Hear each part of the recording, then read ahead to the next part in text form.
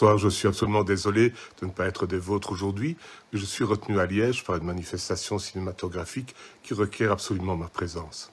À vrai dire, je vous envie un peu, car vous allez vivre une soirée exceptionnelle grâce aux rencontres des auteurs francophones.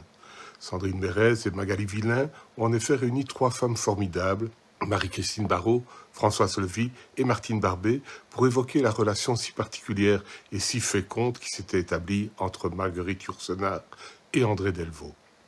La plupart d'entre vous êtes de grands spécialistes de Yourcenar, et le recueil que vient de publier Les Rencontres apporte encore de nouveaux éclairages sur cette femme de lettres hors norme.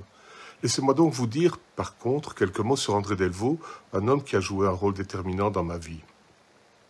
J'ai terminé mes études de lettres à l'aube des années 80 et j'avais l'intention de consacrer mon travail de fin d'études à Julien Gracq. Mais mon directeur de thèse m'a orienté vers un film tourné quelques années auparavant en m'apprenant qu'il avait été adapté de l'auteur que je voulais analyser. Il s'agissait du Rendez-vous à Bray, que je n'avais pas vu, d'André Delvaux, avec lequel j'ai eu la chance d'établir assez rapidement une relation épistolaire. Non pas que les distances nous aient empêchés de nous voir, lui à Linkebeek, moi à Ixelles, mais parce qu'après un premier entretien en tête-à-tête, le cinéaste m'avait prévenu. Nous ne nous verrons plus, vous m'écrirez, et toujours je vous répondrai, car cette contrainte vous aidera à clarifier vos idées et à structurer votre approche. J'ai repensé à cette phrase lorsque Martine Barbé et Françoise Levy m'ont approché pour me parler de leur projet de mettre en image la correspondance d'André et de Marguerite.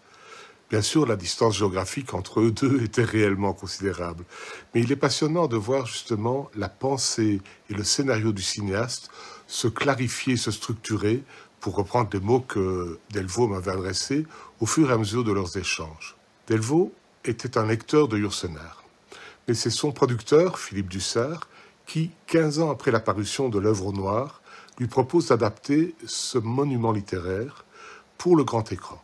Dans un entretien donné au journal Le Monde durant le tournage, Delvaux l'avoue, j'ai pris cette proposition comme un défi total, et j'ai retrouvé cette sorte d'exaltation que j'avais éprouvée à la lecture de la nouvelle de Julien Gracq, dont j'avais tiré Rendez-vous à Bray.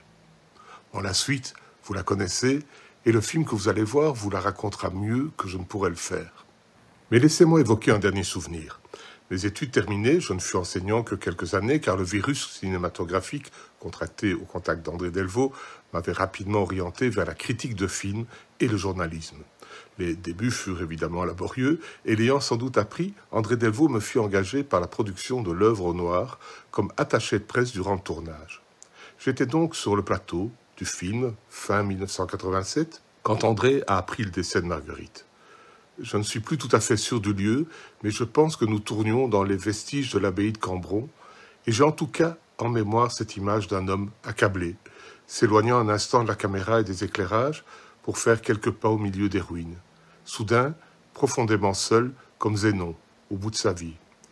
À son retour, dans un souffle, il a simplement dit « Faisons-le ce film ». Et aujourd'hui encore, je repense au courage qu'il lui a fallu pour aller au bout de cette démarche qu'ils avaient initiée ensemble.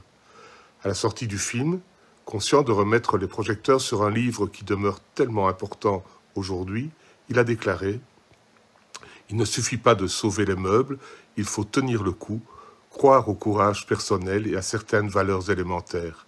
Je ne suis pas désabusé. Zénon, c'est nous. »